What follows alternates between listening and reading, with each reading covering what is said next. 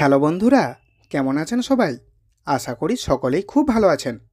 আজ আমি আপনাদের বলবো, হঠাৎ করে বিরক্তিকর হেঁচকি আরম্ভ হলে হেঁচকি বন্ধের জন্য খুব সহজ একটি ঘরোয়া উপায়, যার প্রয়োগে আপনার হেঁচকি বন্ধ হয়ে যাবে মাত্র 2 থেকে 3 মিনিটের মধ্যে। বন্ধুরা, আমাদের অনেকেরই মাঝে মধ্যেই হঠাৎ করেই কোনো রকম কারণ ছাড়াই হেঁচকি শুরু হয়ে যায়।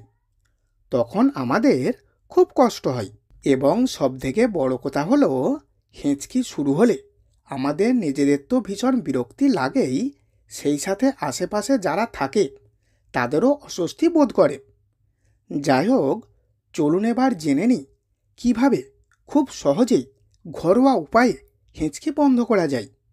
আর আপনি যদি আমাদের চ্যানেলটা এখনও সাবস্ক্রাইব করেননি, তাহলে প্রথমে চ্যানেলটিকে সাবস্ক্রাইব করে তারপর পাশের বেলটি অন করে দিন, কারণ তার ফলে আগামী পরের দিন আমরা যখন একটি নতুন ভিডিও আপলোড করব, সেই ভিডিওটি সবার প্রথম পৌঁছে যাবে আপনার কাছে। এর জন্য প্রথমে একটি পেঁয়াজ নেবেন। আমি এখানে মাঝারি সাইজের একটি পেঁয়াজ নিয়েছি। এরপর পেঁয়াজের মাথাটি কেটে খোসাটি ছাড়িয়ে নেব। এবারে একটি কুড়ুনিতে করে বেশ সুন্দর করে পেঁয়াজটি কুড়ে নেব।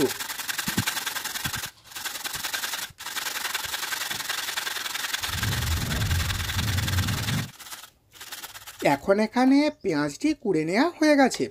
এরপর একটি চা ছাঁকনিতে এটি রেখে একটু প্রেসার দিয়ে এর রসটি বের করে নেব।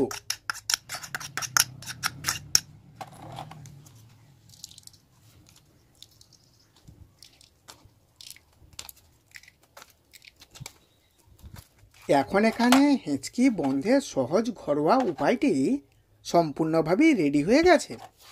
এবার আপনাদের বলবো এটি কখন কিভাবে ব্যবহার করতে হবে।